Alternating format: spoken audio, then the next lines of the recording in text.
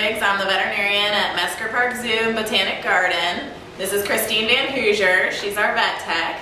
I've been at Mesker Park Zoo since 2009.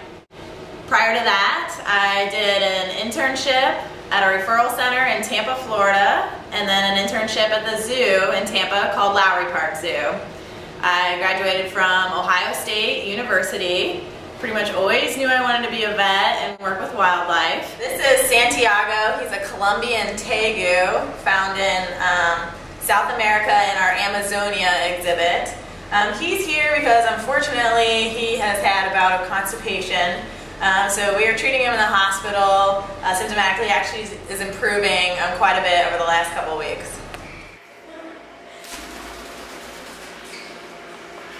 Unlike in the traditional practice, our patients are not always cooperative. My name is Rachel and I'm the quarantine keeper down here in the vet building. We take care of any of the animals that come down and they come into the zoo and they're in quarantine for 30 days before they go out to the main population. And then any animals that are down here because they're sick a lot of times, then we'll take care of them during that time. They can bite. If you see these two big bumps on the top of her head and this right there, that's actually jaw muscles. So they have extremely strong jaws. If she were to bite my finger, she would probably break the bones. But she came in pretty aggressive, but we've been working with her a lot because we're in close quarters, just training her, getting used to being touched. Makes it a lot easier to move her, weigh her, do any kind of physical procedures we have to do on her, which we actually recently, she lost the tip of her tail, so we had to catch her up and bandage it and treat it, which it was much easier when she was handleable. Before the jaguars were not trained to go into a squeeze cage, so we would use a dart pistol to sedate them. It would go in their muscle and they would be sedated. Now the keepers have trained them to go in a squeeze cage, so the cage squeezes them down and we can just give them a hand injection and then they become sedated. So that's when we get to enter the cage and do whatever procedures we need to do on them.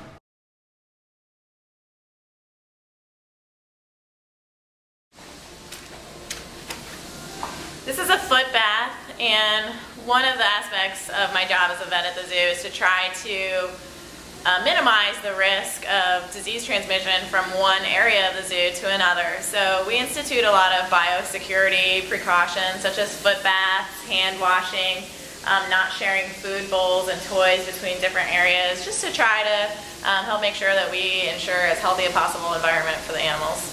Squirrel monkeys and howler monkeys, they're 2 of 3 species exhibited in the Amazonia and 13 species housed at the zoo. You know, people a lot of times ask me, well, how do you know about all the different animals?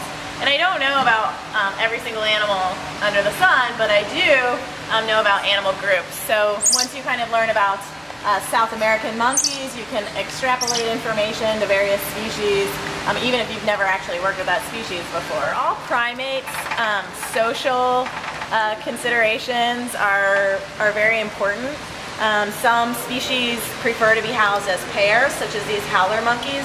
The male is the black one and the brown one is the female, while other species can be housed as a group of bachelors or a group of females. But all primates pretty much are housed socially in groups that are appropriate to their natural history and natural environment.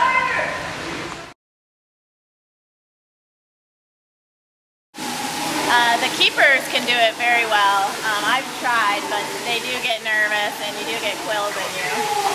They're trained to go into a crate, which is how we move them when we need to. These are South American porcupines, and one of the problems I encountered after starting here is that they develop these rocks in their stomach.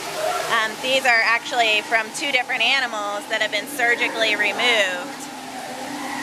So I'm working with some local scientists to try to determine the composition of these stones.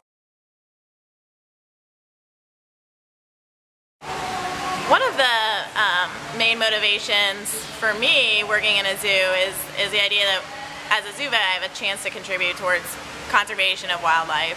I think that's a common theme for all the women who work in the zoo.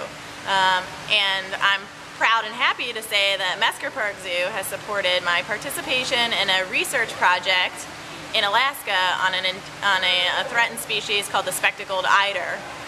The zoo has provided paid leave for me to go and be the veterinary support to do anesthesia and surgically place satellite transmitters into the birds.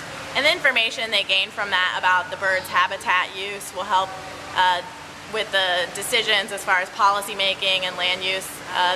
That project is an example of how, as a vet at a zoo, we have an ability to contribute to conservation in a more direct way.